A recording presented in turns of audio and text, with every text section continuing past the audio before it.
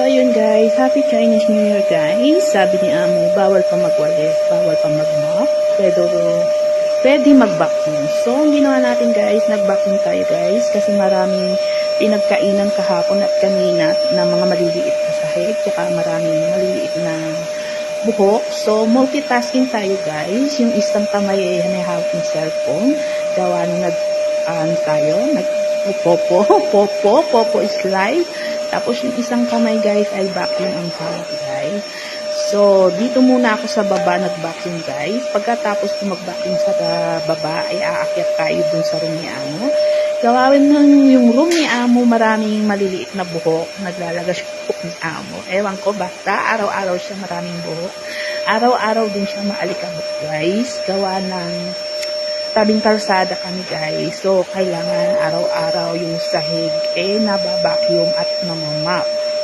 Pero, for the meantime, ngayon magbabacuum lang tayo guys. Kasi bawal pa magwalis, bawal pa mag-mop. So, sabi ni Amo, pwedeng mag-vacuum. So, magbabacuum lang muna tayo guys. So, pag Chinese New Year, maraming bawal ganito, bawal makabasag, at etc. Bawal ganun, bawal ganyan.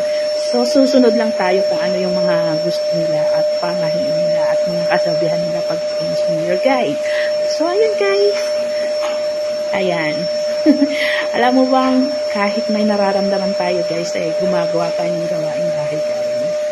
Masakit yung tenga ko. Dumudugo siya, guys. Yun lang, dumudugo siya. Masakit na, isang linggo nang sumasakit. Pero ano na to nung nakaraang linggo, malinis na ng doktor, pero parang dumudugo pa rin siya. Binanda na ko nung nakaraang linggo ng doktor. Marami siyang nakuha na dun. Ewan ko dun.